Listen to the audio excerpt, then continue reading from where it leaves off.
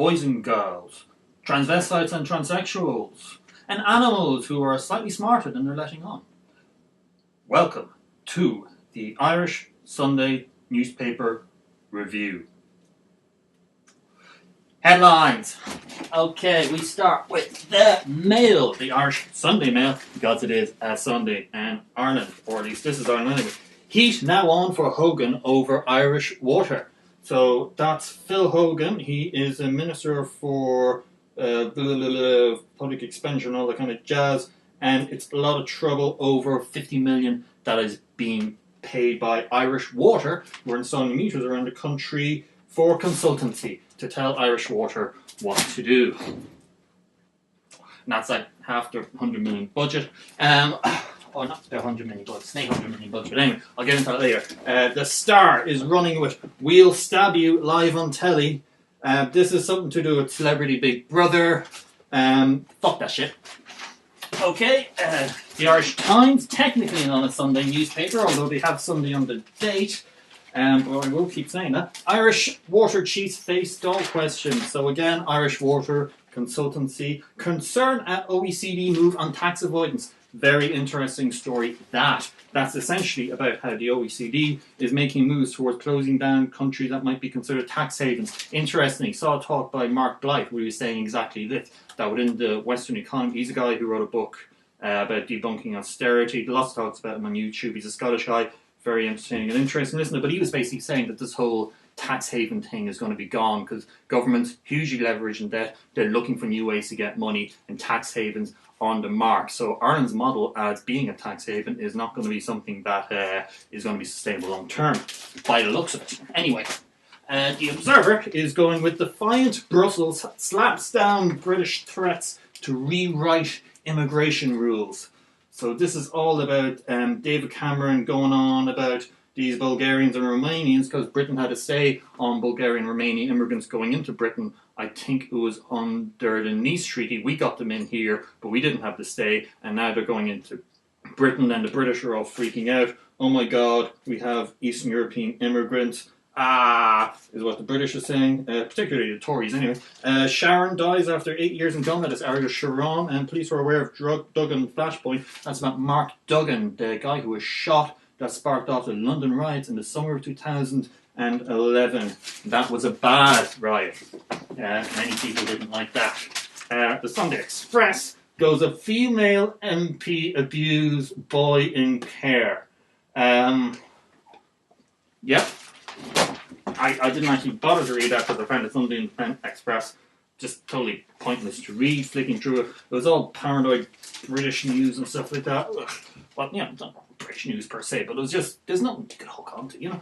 The Sunday Times is going with babies born to order in Mexico for Irish couples. So Irish people are telling Mexicans to have sex and give them their babies. Riley raised cancer risks of power cables, so that's the pylons. Pylons is also big in the newspapers. People don't like pylons. Paddy Power denies UN breach. Interesting story. That's all about Paddy Power, who apparently gave lots of gifts to North Korea when Dennis Rodman was going over there for Kim Jong-un, I believe that's his name, his birthday party. Matt Cooper was there as well, and he kind of did a little diary thing. It was okay. Public and dark over generic drugs. Manufactured to a poor quality in branded drugs. So apparently this is all about how you can't really rely on generic drugs. That's fine news. I actually didn't get around to reading that. I missed that when I was going through. The Sunday World is going with baby that shames shatter. So this is a baby that got stabbed something like 30 years ago, and it shames shatter. It's all about this body that's discovered. An 11-year-old girl gave birth to it, and the mother stabbed the baby to death because the mother wasn't a very nice person, and the poor 11-year-old girl is now a grown-up woman, went to court, and now they're investigating two dead babies. And Minister's U-turn is shamed by mothers, a haunting image of justice. Shamed into action. Shamed into action. Now he has to do something about it. I don't think the sounds are not very many people actually like Anna Shatter. He does seem like a bit of a bollocks. I think, as Vincent Brown correctly identified in the show a few months ago. And drug mule Michelle is bum deal. Yes, apparently the drug mule Michelle, what's her head with the hair, in, was it Venezuela? Oh God, who cares? But anyway, she has a bottom. And the Sunday World has pictures of that bottom. And in shocking news, the bottom is kind of globular and pink, and it seems to have a kind of crease going down the middle of it. And it has the word bum deal. If you can see that there, she's literally shitting the words bum deal. I was kind of expecting drugs myself, but having the word bum deal come out of your ass, that is, that's worrying. I'd be afraid. Okay. The Sunday Independent is going with Hogan and firing line on 50 million water bill. Again, the water is big. Third man fuels NAMA leak fears. This is stories about NAMA. Apparently, information going out of NAMA, allegations that are separate to the allegations made by the developer Paddy McKillen a few weeks ago in his court case against Barclays, where he's claiming that NAMA had improper relations with Barclays as he's going through, he's dealing with them, going through his badness and all that kind of jazz. And yeah, that's very bad. NAMA aren't supposed to be doing that. Brendan O'Connor, Falcha flourishes, let's buy pylons. This is such a weird thing. Brendan O'Connor, a large man who once had a novelty single as a funny priest in Ireland like 10, 15 years ago more. Apparently now people listen to what he says. He says it's great to be Irish, blah blah, everything's great. He's kind of taking the piss out of building pylons. Let's build pylons. Pylons are great. It's all for jobs. We don't know nothing. It just really, basically, it just reads like someone going and kind of typing that out as a thought process and hoping a random concept of pylons in Ireland. That's what it reads like. And is that on the newspaper? Oh, Sunday Business Post. Sunday Business Post, exclusive interview with Michael Hassenstrap, the man who bought Ireland. And Michael Hassenstrap didn't actually buy Ireland, he bought Irish bonds on the secondary market, so he didn't even buy it off the NTMA. But he is being presented as a guy who bought Ireland, and there's an interview with him, and it's bland, doesn't really tell you anything. But in terms of an ideological perspective, it's kind of interesting, I suppose. I mean, there's nuggets in there, and it's interesting to see the generic phrases that they use, and repeat and repeat and repeat. Ministers told health may need further cash. So that's the HSE in being fucked news, and the HSE is Health Service Executive. Health Service Executive. And yeah, there's a story that came out recently where Tony O'Brien, is that the right word? The head of Tony O'Brien, head of the HSE, drafted a report about the HSE in 2014, and the wording of that was changed from something like "we are in big trouble" to something like "we might be in big trouble." It was a change of language, and that got some controversy 3 weeks ago. The Sunday Business Post ran very big on that, and well, fuck me, that's the headlines. Okay. Moving on. Where are my notes? Okay, main stories. Irish water. Okay, we're going back to the Sindo. So Hogan and firing line over water bill. So this is the story that came out that Irish Water of 50 million surcharges. Apparently Labour are very cross about this. They want more information, or some Labour TDs anyway. Maybe the ones that have principle, who knows. Junior Finance Minister Brian Hayes described the debacle as a PR disaster, while Taoiseach Eamon Gilmore has privately expressed concerns about the impact of the controversy of public confidence in one of the government's flagship programmes. I'm expecting he privately said that to the US Embassy, because obviously that's the only organisation that he actually tells the truth to. But it's not clear how much information the new semi-state company will divulge to the Oireachtas Environmental Committee, because here's a publicly funded body that doesn't have to inform the public of how it's funded. Minister for State O'Dowd called on Irish Water to disclose a full list of the external companies that hired and the costs involved. However, Irish Water said it may not be possible to provide some commercially sensitive information about the contracts. I mean, it's a government thing. You put on the tender, you send out, hey, we're going to have to put this information out there because there needs to be a degree of accountability that you don't necessarily have to have in the private sector with regards to releasing confidential information. That's a criteria. Like it or lump it, hey, we've got 50 million euros. You like money, I like money, I want to give you this money. You just sign that, and you just have to be, a little less commercially sensitive than you normally are, and that's fine, Why not do that? I don't understand. Sounds dodgy. Smoke versus fire. Who else is covering the Irish water thing? It was in the market 2 months ago. Yeah, this is why I'm bringing this up. This is the only newspaper that actually covered how this happened. And apparently this information came out because Humphrey submitted a question, and eventually that question, last week John Tierney, Chief Executive of Irish Water, revealed that the answer to Humphrey's question on RT Radio, saying the company used 50 million of its 100 million startup fund to pay consultants. That's insane.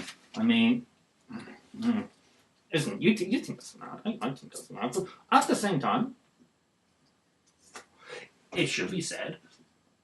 What's the criteria for a body like that? Is that normal practice? There's not really much in this about kind of saying, what is the process for when you're building a key infrastructural thing like this? Do you need consultancy or not? Is this a normal standard practice? How does this compare with other projects, etc., etc., etc.? There's some interesting stuff from that actually in the Mail, where they get into the whole thing about things in Ireland that cost too much money along those lines. And we see it's quite a persistent trait according to these dudes. So, squandered funds. We've been here so many times. Irish Water faces a grilling on Tuesday for its 50 million consultancy bill, but it's not the first time a state company has wasted taxpayers' funds. The Department of Sport spent 43 million on the planned Bertie Bow. The Railway Procurement Agency put 165 million into the Doom Metro North project. The PARS Health Service salary system cost taxpayers 220 million after it was introduced in 2005. About 44 million was spent on plans for an underground dart station in Docklands in Chicora, again postponed. The plan for the National Children's Hospital at Matter cost 30 million, and in 2002, 54 million was spent on e-voting machines that weren't tamper-proof. Two things I forgot to add out: 65 million we pissed into the banks, and 30 million we pissed into NAMA. NAMA, an organisation that costs 1 million to run every working day and has less than 200 employees. That's Ireland for you. Okay, we're going to move on to pylons now because that's enough about Irish water. You get the gist. Anyway, okay, coffee. Pylons. We are page 5 and 12 of the Sindo. The Sindo is the one we're going with the pylons. The Sindo is all very big on the pylons. Even Brendan O'Connor was kind of waffling about the pylons when he was having his big public fart on the front page. Page 5. Page 5. Okay, pylons could spark rural revolt, Kenny told. This is quite interesting. Taoiseach Enda Kenny has been warned by his own ministers and TDs could escalate the pylons crisis. The escalating pylons crisis could pose a major threat to the coalition's local and European election campaign. Again, Labour Party TDs have told Mr Kenny they are facing the biggest rural revolt since the rod licence controversy of 25 years ago. The rod licence controversy. That's all to do with when they brought out the fishing licences and people freaked out in the rural areas. Hey, you can't tell us where to fish, we've already been fishing. Hotels and that. I tried actually looking that up. It's been mentioned a few times in this article. Very little information about it online. Someone on Twitter said he owned a hotel and they had to, give out to the government. The government climbed down. I didn't find out from how they climbed down, but then again, that was a treaty war. Another Fine Gael minister has privately warned that rural Ireland is up in arms. This is set to become the most lethal political war since the rod licence dispute. Again, rod licence dispute. Apparently people died. Another senior Fine Gael source warned Mr Kenny should back away from the ponds and wind farm. He surely hasn't forgotten how close he came to losing his seat over the rod licence dispute in 1989, again with the rod licence. Fine Gael councillor Seamus Weir said he was on the verge of leaving the party after 15 years and running as an independent after an anti-pylon motion which he tabled got no response from the government. Yes, nothing that's happened in the last 15 years in Ireland is worse than these pylons being built. Oh my God, how terrible. Blow for government as power line activists shift focus of health fears. So now apparently these activists are now concentrating on health rather than saying, oh, I don't want to have to look at a pylon. How terrible would that be? I wouldn't literally want a pylon in my back garden. I don't know if these are actually going in back gardens. It's a bit sketchy and kind of the details on how this actually is done, why it's being done. Apparently it's all to do with kind of we're hooking up our new wind farms that we're building all over the place and that are being built here with less aggro than in Britain apparently. However, I find evidence is weak overall. So it's basically about the cancer risk from these overhead pylons. Generally, it said the risk is negligible if you're more than 50 metres away from it. The Irish Cancer Society is not voiced concerned over the pylon project, saying there was no conclusive evidence that electromagnetic fields cause cancer. And that's the pylons. I'm going to leave that at that. You get the gist. Anyway, rural Ireland, up in arms, over pylons, whatever next. People have been giving out about that in ages. And for me, you see the posters around the local shops. I don't see there's any problem building pylons in Meath personally. If you've ever been to Meath, it's very flat, lots of fields. I mean, I would have been infinitely more concerned about the fact they built a motorway 2,000 years worth of history, but rural Ireland didn't give a shit about that, did it? But anyway. But again, I don't want to, pigeonhole people. Maybe the concerns are genuine or sincere. It seems to me it's a little bit, silly NIMBYisms and all that. That's my personal take. But, people care about these things, and sure, who am I to say what people should and should not care about? This is, reporting news more than giving my own opinion on it. Okay, Mark Duggan killing. Interesting, the verdict was released the other day about how there was an inquest into Mark Duggan's shooting. Now, Mark Duggan was a guy who was shot. He was a black, apparently a gangster. The Met said stuff like he's one of the most dangerous criminals in Europe. This is complete horse crap. The guy had a few convictions for having weed on him. Nothing major. Nothing to say he's one of the most notorious people in Europe. He had a gun on him, or at least this is what the jury thought, but he threw it out, and the jury accepted the testimony that he had dispensed with the gun. He didn't have a gun on him when he was fired, but officers thought he did have the gun on him, hence they shot the shit out of him, and that led to the London riots, because something like around about 2,000 people have died in police custody in Britain since the 1970s even. It's around 2001, somewhere between 2000 and 1000. I think it's knocking on 2000. There's been no conviction, and overwhelmingly the people who die in police custody are black.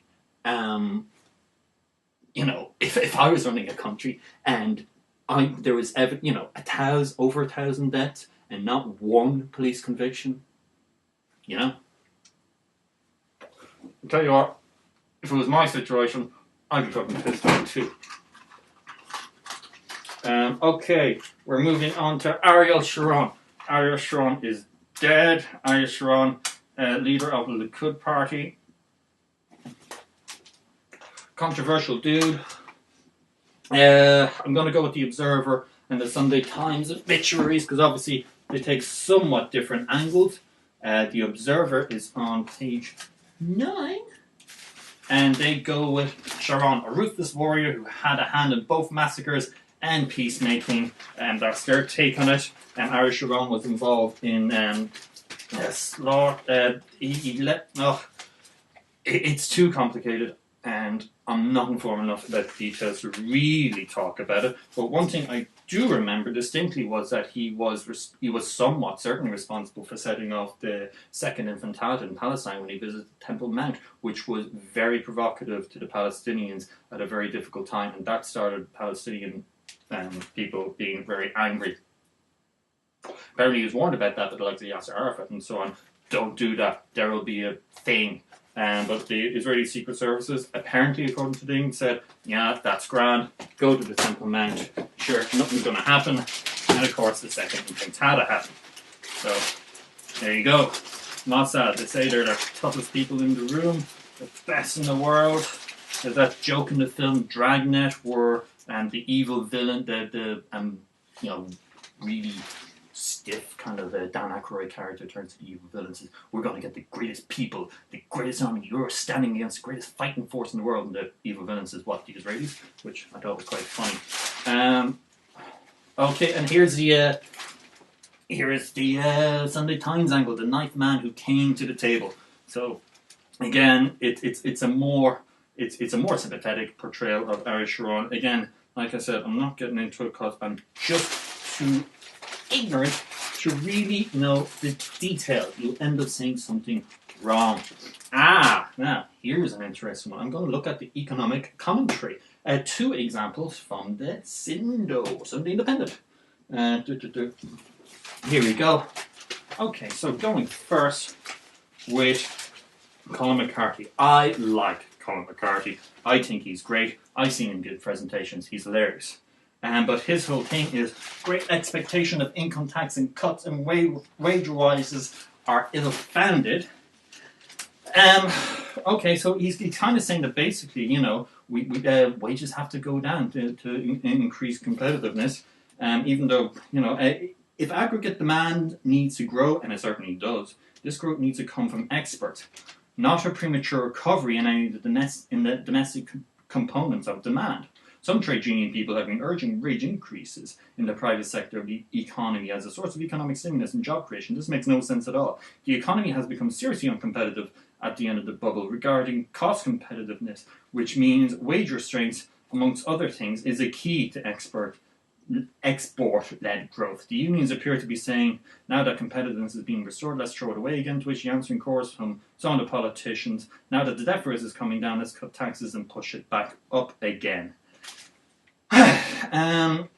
So generally the whole thing is, you know, wages, we can't be doing wages and stuff like that. One thing you never read in this commentary is about the shockingly low level of investment. I was looking up the figures. Per GDP, we have the fourth lowest level of investment in the world. If you look at GNP, we probably have the worst. Behind us, our level of investment is 10% of GDP. That's the fourth lowest in the world. The world average is 23.8, I believe. Behind us, in fifth place, is Iraq, a country that recently got blown to crap, and their level of private investment is 10.1. And the one in third place is Cuba, which is a communist country, which you'd imagine would put some restraints on the level of private sector investment. And private sector investment in Cuba is around about 8.9%. So anyway, that was just a general point. They're all going on about wages.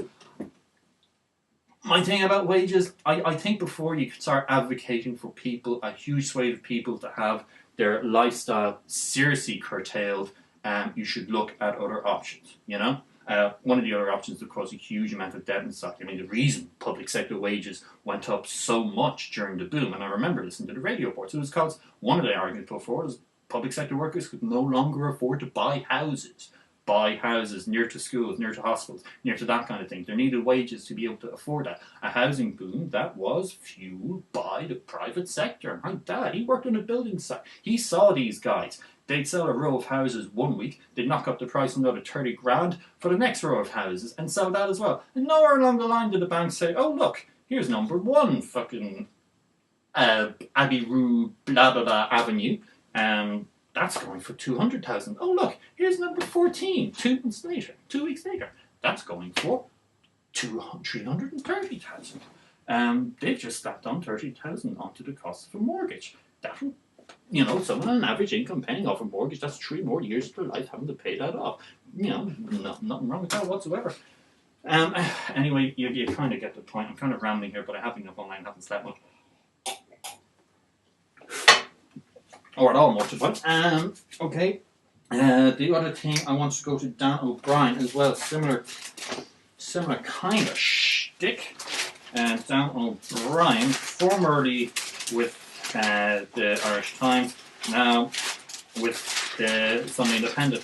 And again, it's stats don't lie. The public sector is still mollycoddled, and this is it's again about the ways now focusing on the fact that the Irish guys are over and paid. Here is interesting. If the southern end of the continent tends to pay the protected well more, the more egalitarian and efficient northern part is very different. Now, that's kind of curious, because if you look at productivity as percentage of GDP, Italy are actually higher than Holland. And guess what? Germany are actually lower than Greece and Spain. But of course, it's inefficiency that's the problem. Inefficiency that public sector workers in countries such as Denmark and Finland earn less than their private sector counterparts. I don't necessarily think there's anything wrong with that, actually. But what I do dislike is this whole public sector, private sector rhetoric. I think it's divisive. I think it's pointless. sort of someone is paid by the government. Who matters how someone is paid? I don't know. I just think it's a stupid way to divide people. Stats unlike public sector is still mollycoddled. I mean, you could easily say the same about the private sector, and you could cite bank debt. You could use the example of block layers on building sites who are incredibly overpaid during the boom. Talk to anyone who worked on a building site about how much money block layers got. You could talk about the shockingly low level of investment. Already mentioned that. Lowest, probably in the world as a percentage of GNP. I'd have to double check that, but fourth in the world in terms of GDP. Or difference in GDP and GNP, in case you're not aware of that, Ireland's GDP is actually very different from our GNP, the gross national product, because profits from multinationals are booked in this country, which tend to inflate it. I believe the difference is roughly 20% between our GDP and GNP, and there's nowhere else in Europe that has that. So if you were to look at our GNP, we'd probably be second or worse for investment. And you never see the call for private sector investment. Ever in these newspapers. I mean, I'm just looking for a bit of bloody balance, you know. Yeah, we've got the most pay. Another thing, you know, the Troika is saying it. Our services are hugely expensive. Our medicine is hugely expensive. We're the most expensive solicitors in Europe outside of Moscow. Moscow. You know? Moscow. It's a mafia town. Okay, wages. Yeah, so that's Dennis O'Brien. Anyway, that's my little rant about wages. Okay. Other news, back to the Syndo and the Pope. The Syndo was talking about how great the Pope is. A few people are going on about the Pope is my kind of guy. One of the people is Barry Egan. Barry Egan, sometimes people complain about him on Twitter on Sundays for being terrible. I've never read much of him, but I can see why. I was told before I left Dublin Airport I would meet His Holiness, but sadly the meeting was not to be. I could have asked him to give me a few days off purgatory for not doing coke with Nigella, as he filled me in on God's inscrutable plan for me. My God, Massel. I'm only ever in church for funerals or baptisms or holy communions, so I'm not sure what I believe anymore. I would like to see my parents in heaven, but I'm not willing to put the actual work into going to Mass every Sunday to suck up to God. I'm sure he's kind of trying to be kind of funny and whimsical there, but the idea that, you know, I wouldn't want to see my parents in heaven, I'd rather just be a coke-taking Egypt who thinks very highly of himself, but he's all about how, you know, Pope Francis seeing in action was very impressive. Here you have another article, Pope Francis holds capitalism to account, and it's all about how he's a new type of leader. Rush Limbaugh is saying what he's preaching is pure Marxism. Rush Limbaugh, look up, do yourself a favour, do a YouTube search for Bill Hicks and Rush Limbaugh. That's a little treat for you. 2 minutes of absolute hilarity. His exhortation reiterates the traditional social doctrine of the Church dating back to the midst of times and in modern form to Pope Leo XIII, Rerum Novarum in 1891. Nor is a Pope critique of globalization entirely satisfying. Roughly 500 million... Oh, this is interesting.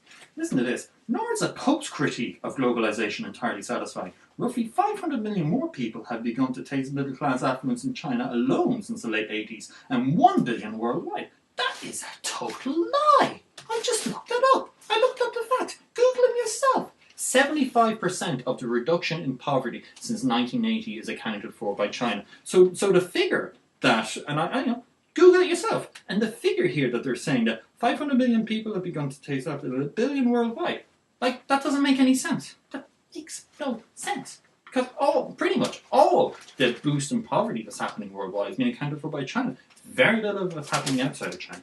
So I think that's a really weird disingenuous. Oh, and the interesting thing, they're all about how the Pope is great, the Pope is new, he's going to change everything. Turn the page, baby. On page 17 of the Syndo, there's a tiny little story there, all about how the Pope is so different, or the Church hasn't changed, no matter that the Pope, as the Vatican has told Polish prosecutors that his former ambassador to the Dominican Republic, under investigation for alleged sex abuse, is covered by diplomatic immunity, and the Vatican doesn't extradite its citizens. The spokesman for Warsaw's provincial prosecutor's office, oh my god,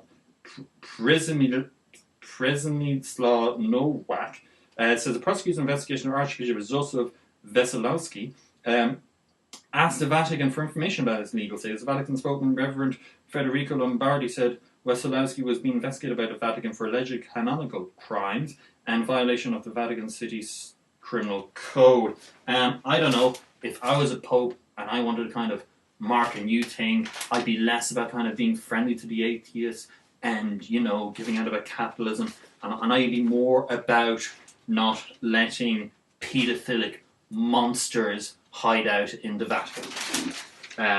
Allegations, though, so maybe he isn't a paedophilic monster. And apparently, actually, there's some interesting information that says that the actual instance of paedophilia within the Catholic Church is lower than is in the wider adult populace.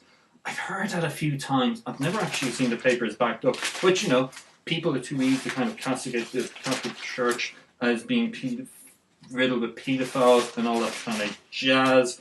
But, you know, yeah, not getting into that too much. Okay, because, you know, I'm sure you've considered it yourself. Okay, investment, Sunday Business Post. Investment Business Post. Yes. This is the man who bought Ireland. Okay, so I'll just quickly go through this. You get an interesting perspective when you read all these newspapers. There was a recent paper that came out. I forget who it was by, but I will somewhere remind me in the comment or something like that to bring this up. I'll dig it up for you. But did research in the Irish newspapers and essentially said they're all very centre-right. There's no real centre-left alternative as you have in the UK with the Guardian. I remember someone sitting on the broadsheet commenting, "Oh well, you know, have the Socialist Worker Party news sheet," but you know, like that's like someone in Britain saying to someone giving out about left-leaning organisations like maybe the BBC, maybe the Guardian, that, oh, well, you know, you still have the Tory pamphlets, Tory party pamphlets. Like, you know, it's not equivalent at all. Okay, so the man who bought Ireland, he bought the bonds on the secondary market. He didn't actually buy them off Ireland, but he did invest in Ireland. He took a punt in Ireland and he made that well for it. So I guess, you know, if you want to sell Ireland, the place you've invested, the place that's going well economically, this is good. It started buying, so this is his hedge fund. What the fuck was it called? It was some guy's name. I'm sure I'll come across, but Franklin Templeton is the name of. It's the name of a U.S. investment giant, so it's not a hedge fund. My apologies for getting my economic terminology mangled. It started buying Irish debt aggregate in the middle of aggressively, in the middle of 2011, when rating agencies downgraded Ireland to junk status, and it kept buying. Last counted at a mass 10 billion holding of Irish government debt. Ireland has a GDP of what? 100? It's around about 150 million, isn't it? 130 million. Buying 10 million worth of Irish debt isn't exactly buying Ireland, but you know, that's a good news story. Like, fuck's sake, you know, I suppose. So we're looking at economic competitiveness, and I think Ireland had that before in the crisis, never lost. Going back to what Colin McCarthy was saying about the perception of Ireland being uncompetitive, it's interesting to see a hedge fund investor actually saying Ireland was always competitive and hasn't lost it. There's a very skilled labour force, a very competitive export sector, a very competitive business environment with low taxes. Yep. But, you know, maybe not long term. Do you think other countries can learn from what Ireland has gone through? I think Ireland offers a great case of study for the problems that can be created by excesses, and that the housing bubble caused in that situation, but also dealing with the problem part of it. Absolutely, I think Ireland's model of pro-growth and pro-austerity was spot on. Yeah, pro-growth and pro-austerity. Alright, dude. Simple economics lecture. When the private sector is having a recession and the public sector decides to spend less, what do you get? Less money. Anyway, what I'm giving out about, I shouldn't have done that face, though. That was incredibly immature, and I'll have to cut that out.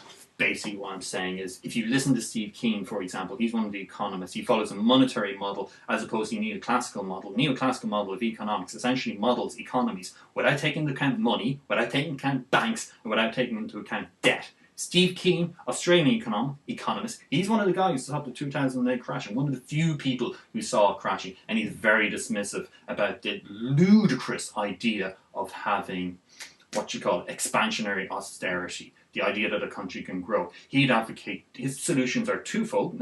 One, he'd have a jubilee. So in Ireland, he kind of said this in the radio interview New Talk about a year or two ago, but he's saying basically you give everyone 100,000 quid, people in debt spend 100,000 on debt, people who aren't in debt spend 100,000. He said it would basically be quantitative easing for the people, and it would be spent and sort out society and get the debt burden off people's backs and stuff like that, and it wouldn't be cutting banks' debt or wiping you out or anything like that, so it would kind of ring fencing that. It could be a nice solution. I have to say, I wouldn't say no to 100,000 euros. Okay, I kind of mangled that a bit, but anyway, I'll get better at this.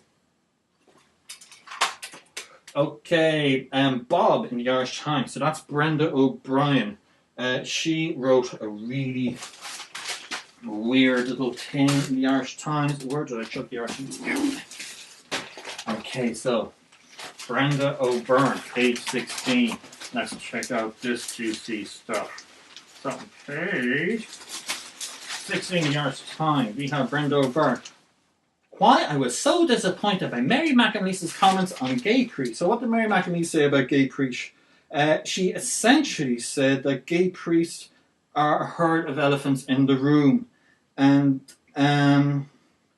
she might profoundly disagree with the teaching, as is her right, but why does she believe the alleged fact that so many priests are gay constitutes a herd of elephants in the room? I'm not aware of any research that indicates real numbers, even if 95% of priests were gay. Well, if you're to look at Wikipedia, there's an article which quite confidently places the level of gay people in the Catholic Church somewhere between 15% and 85%. Okay, that's incredibly vague, but even at the lower end, the incidence of homosexuality among the male population was recently found in America to be about 5%, so 15% is still 3 times the national average.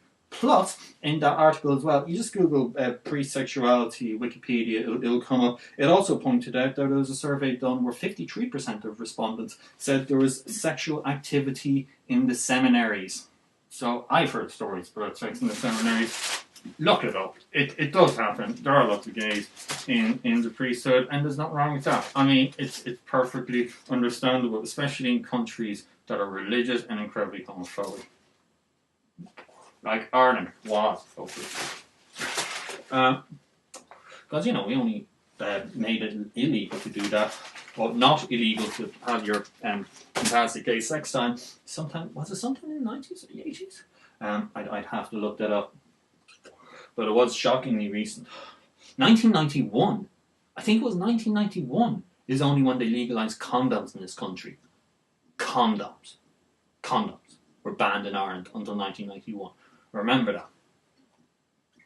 Or don't. You don't have to remember that, but I don't know. I think it's worth noting. Have we come far as a people? Have we evolved? Have we kind of exposed ourselves to the world more?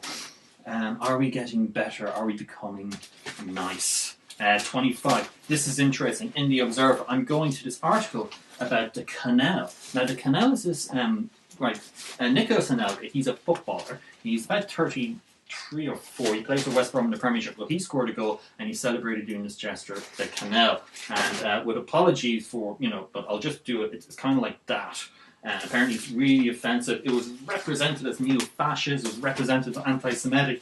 It's actually kind of more nuanced than that. It all comes from this comedian, Dieudonné, who claims his canal was not anti-Semitic. Now, this is kind of a... how do you kind of approach this? He's someone who's very popular amongst the Muslim community, certainly. In France, and he's something of an icon. He's very he's linked in with, he is this comedian who kind of riffs on Israel and stuff like that. He has ended up having close links with the Le Pen's lot, whatever they're called, the French National Party or something like that. And I don't know, it's interesting. I mean, this was represented across the media as being anti-Semitic and neo-fascistic, and this guy, Dieudonné, he's got form the whole anti-Semitic thing. Although the political science they cite here says, I don't think he's anti-Semitic. But, Dieudonné, he's big into the Holocaust on our dudes. He's apparently spoken very fondly of them. he's this comedian guy. I believe that Canal originated in this sketch, which was mocking Israelis for having a somewhat fascistic attitude to the Palestinians. I think that's where it originated in the TV sketch. But yeah, it's kind of it's an interesting thing.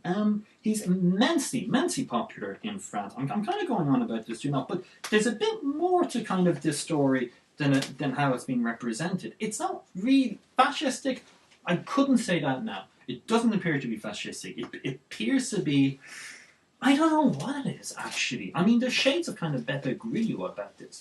Someone taking a populist visual line. I think, I think there is going to be a trend more and more so across Europe where you're going to see more television-style leaders who kind of understand the media, play up to it, idiosyncratic, from outside of the political system. You look at Beppe Grillo, you look at this guy Donnell, comedians, interestingly enough, as well. Obviously, in Ireland, we have the Reform Alliance. Oh, did I write down the Reform Alliance? I didn't, but I have to do the Reform Alliance. My God, I have to do the Reform Alliance. Okay, so Lucinda Creighton, she's broken away from Fine Gael because they brought in the X case. The X case legislation was something like 20 years ago, and she broke away from Fine Gael because she didn't like the X case being brought in to stop women dying if they have a fetal abnormality or anything like that. She thinks that's appalling. She also, interesting, was a member of a pro-abortion group in her Trinity student days called the Trinity Tarts. Google Lucinda Creighton, Trinity Tarts. But again, never brought up in